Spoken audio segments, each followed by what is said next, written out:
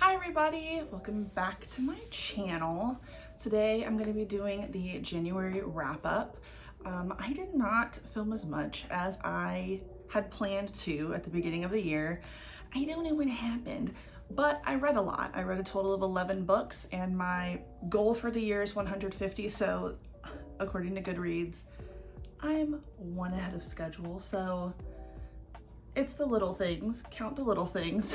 So yeah, like I said, I read a total of 11 books. I'm really excited to talk about them, so let's get into it. All right, so the first ones I'm gonna talk about, I read for Winterween. Yes, I didn't do a Winterween video because I didn't totally complete it. And now that I think about it, I don't remember what the prompts were. Forgive me, sorry, but the first one I read was Yule Log Murder. So this is another one of those books that have 3 short stories by 3 authors who have like well-established characters already. And I read this for the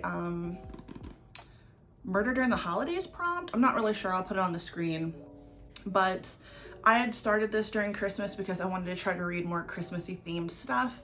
And this one kind of fell flat for me, I'm gonna be honest. I gave this one 3 stars. It was not as good as Christmas Cocoa Murders, in my opinion. I don't see myself reading this again, unfortunately. It's not even that it was bad, it's just that the main characters in this book were all 3 judgy older women. I really didn't like that. The two of the 3 were the most judgy of them all. And I just couldn't help rolling my eyes at some of the ridiculousness that they would like judge a younger woman on. It just was really, really not for me.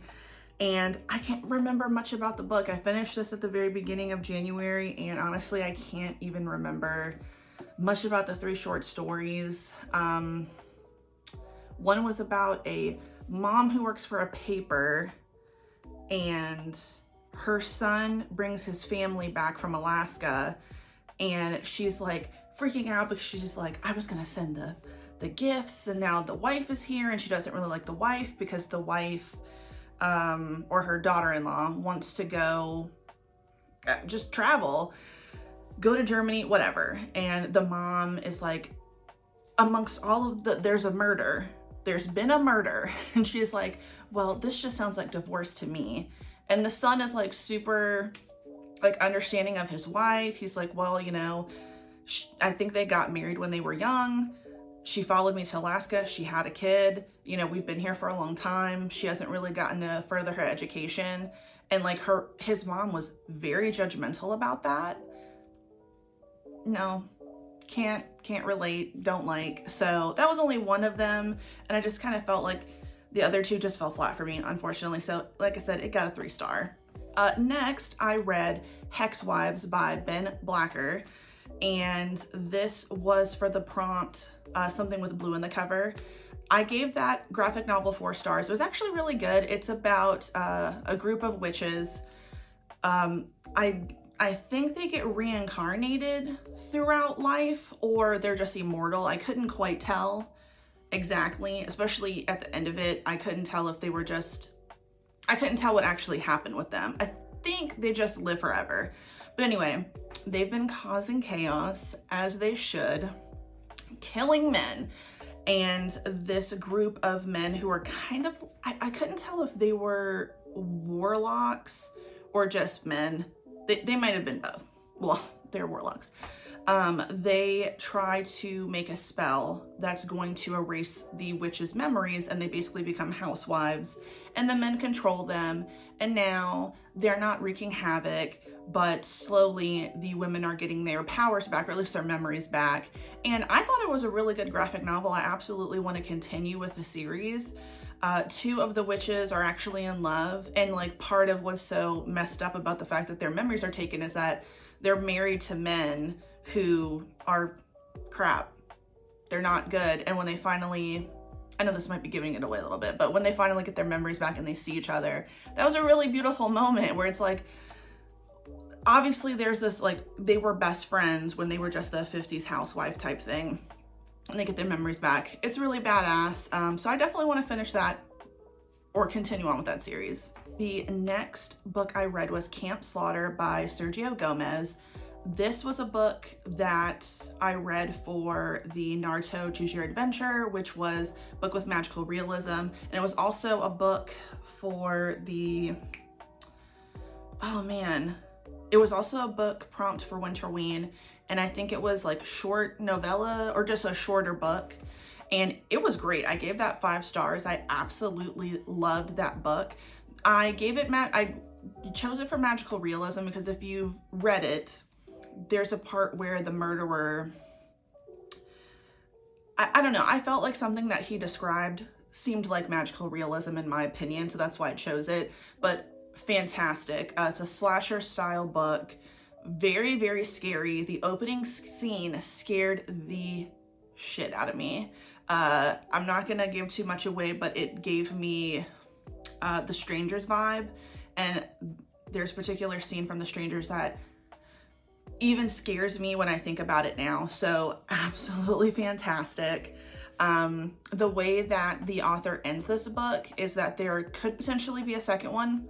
If there's not, you know, that would suck because I actually want to see what happens to anyone who may or may not have survived. But ultimately, just such a scary book. And if this turned into a movie, it would be the perfect classic slasher style. So fantastic. All right, so the next thing I read in January were the first 5 volumes of A Promised Neverland.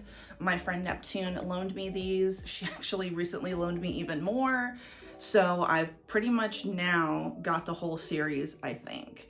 And I wanted to pace myself because I didn't want to just like binge read this, even though I absolutely could. But it was 5 stars. It was really great. Honestly, if I remember correctly, it covers the first season, I think through volume 3. And then you kind of get into, I assume, what is the second season. I haven't watched the second season. I really just want to read the manga and then I'll watch it. But still, such a great story. I don't know. I think the series is really good. I loved the anime. The manga is really awesome too. So yeah, really, really worth it. 5 stars. The next book I read was Big Friendship, How We Keep Each Other Close by Mina and Anne. They are hosts of the podcast Call Your Girlfriend.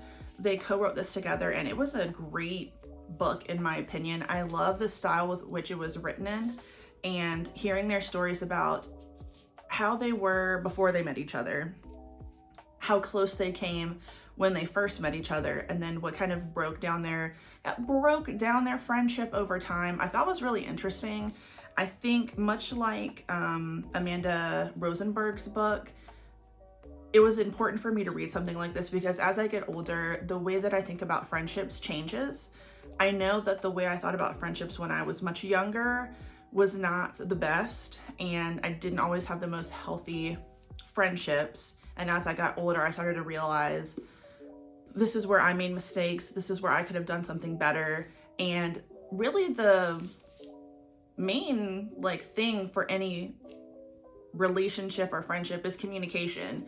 And that's probably one of the biggest things that kind of had them have issues over time was because they just didn't communicate. There were always some kind of, well, not always, there was some kind of misunderstanding that might have,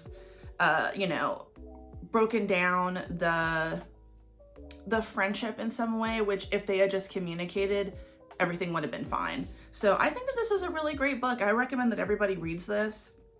I really, really loved their storytelling, and I'm happy that they're still going strong as friends as well. The next book I read was Where Dreams Descend. I gave this book 4 stars. I really ended up enjoying this, and I chose this for the Naruto Choose Your Adventure prompt that was a book that's on somebody else's shelf in real life, in a video, Zoom meeting, blah, blah, blah, blah. So I was going to read a book that my friend Toria loaned me, but I don't know, I was just in the mood for this. I kept looking at it on my bookshelf. I don't remember whose video I recently watched that talked about wanting to read this, or they read it and they were like, why did it take me so long? So I was like, you know what, let me pick this up. It's a book I already own and I really need to read it so I can chop down all the stuff that's on my TBR list. And ultimately, like I said, it was fantastic.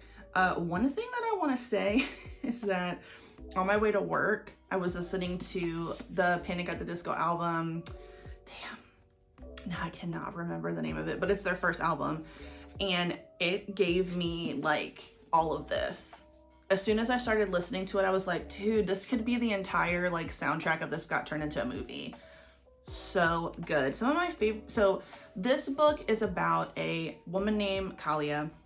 She is a performer and she's also a magician. That's like the whole world that we're in. She's a magician and her talent seems to be something that she was born with. And she's kind of confined to this house where she does performances on. It's like a club, but she can see over this gigantic wood that's surrounding the club, a town, city, whatever. And she's been obsessed with wanting to leave. But every time she wants to leave, something happens. And without giving it away, eventually she finally kind of gets out of the situation, goes to this new city because there's a competition going on for magicians. And what we find is that magicians, while a man or a woman can have magic, most of the time the performers are men. Women's magic is used for useful things. So she meets a woman who has magic who is a seamstress. So something like that is what people expect a woman to do with her magic. And the only time you see a woman on stage is if she's the assistant to a man. So magician's assistant. But guess what? She's the one who's bringing the magic. And her magician's assistant is a man. And it's like, I love the dynamic of her and her assistant. But anyway, basically the story from there is just her in the competition.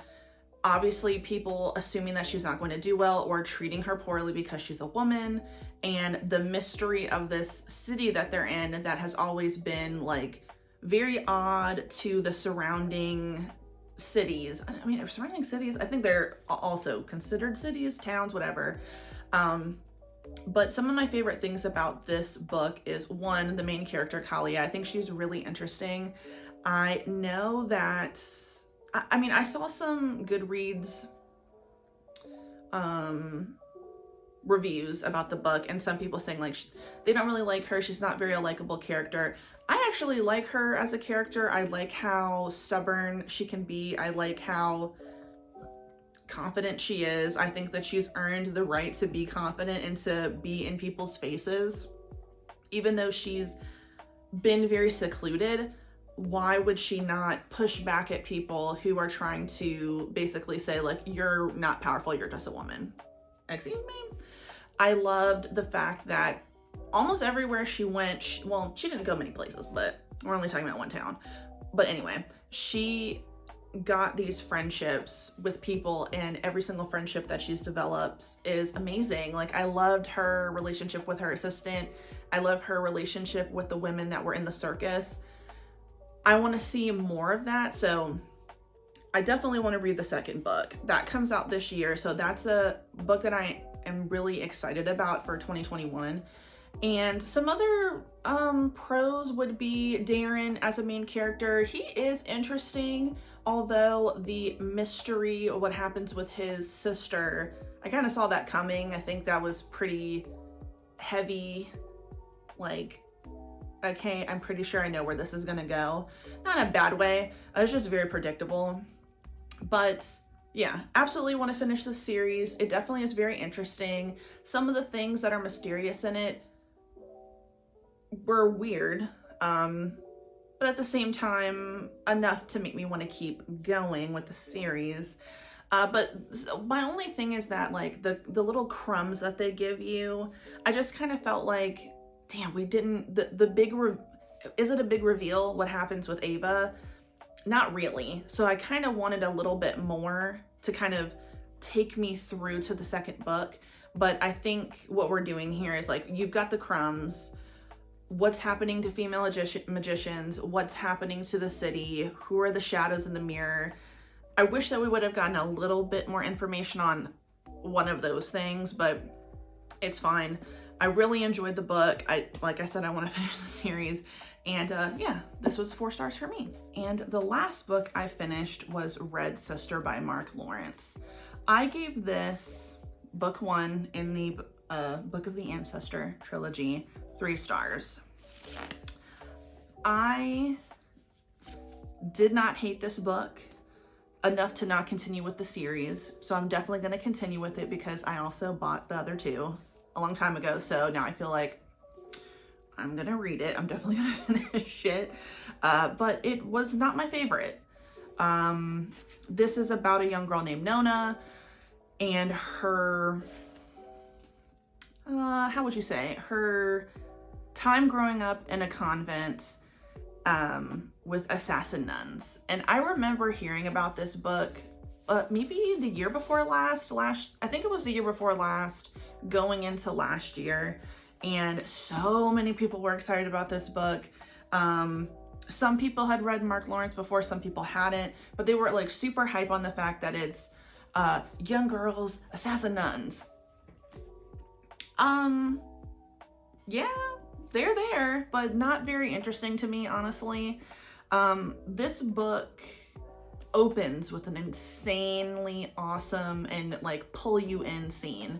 So the opening like chapter in this is really interesting. And I don't mean like when there's a nun in the pillars. I mean, when we first meet Nona, that was really interesting. But to me, I kind of felt that this book got flat for me in the like day-to-day Nona in the convent stuff. So it was very repetitive of wake up, rush to breakfast because we're going to be late, eat breakfast. There's some random convo that happens. Maybe a new person is introduced. Oh no, we're running late. We have to rush to this class. Get a little bit of information. Oh no, we're going to be late for something else, or we're going to go learn about the path, or we're going to go do blade stuff where we're running on that random gigantic machine that's somewhere. And then we go to sleep. And there was a lot of that for me. Very character-driven book, but they're all kids, which isn't a bad thing, but I thought, okay, maybe I would probably like this if they were a little bit older. Yeah, it was good. I felt a little lost about what the path was. Like, I got the gist of it, but I don't feel like it was ever really explained. I had to go back and when I was finished with this and read like a synopsis of it, because I mean, I lost steam so many times reading this, and when I was 80% of the way done with it, it was like pulling teeth for me to finish it. I was so bored, which is interesting because the final like thing that happens is actually pretty interesting, but I was kind of like off of it by that point, which sucks because I really, really wanted to like this more than just like a 3-star rating type of thing. But I was kind of not feeling it. And I think maybe it was because of that, like I said, the day-to-day stuff that the kids go through in the convent just was boring to me. I still don't even really understand why there are assassin nuns, like why they're necessary in this world, really. So we shall see. I started listening to Grey Sister on audiobook, but I'm not really feeling the narrator, so I'm probably just going to go back to reading it. And yeah, so I wouldn't say that I don't recommend this book. It's just not, it just didn't keep me interested like I thought it was. But that's not to say that somebody else wouldn't really like this and like love it. Some of the other comments that I read on Goodreads, a lot of people said that they felt like this was a little bit different. Well, it is different than Mark Lawrence's other books because apparently this is the first one he did where it's a female protagonist and it's pretty much all women in it versus the other series, which I think is mostly men. And I don't know. Like I said, I'm gonna continue, gonna see where it goes. But there are just some things that I kind of just felt like, oh, and the other thing that was really interesting about this, and if anyone has read it, please let me know if you agree or disagree. But as I read this, it gave me a combination of Nevernight and Truth Witch vibes, because of the thread bond between Hessa and Nona. Right. And Nevernight, because of the weird like place they're in, and there's like one like red sun or something, and then you've got someone who's trying to do you know, some revenge or avenging, something like that. Weird, corrupt empire type situation. So yeah, that kept flashing in my head as I read this book, like, oh man, this just reminds me of these two. So not in a bad way, but not necessarily in a good way. So I guess that's enough of me rambling about how I'm just very confused about this book. But yeah, there you have it. 11 books in the month of January. Sorry for the lack of videos. I will be doing better. I've got 3 days off, so I'm absolutely ready to film some stuff and make it exciting for February, which is my birthday month. So I'm excited about that. Also, thank you guys, because I have over 100 subscribers. I'm super excited about that.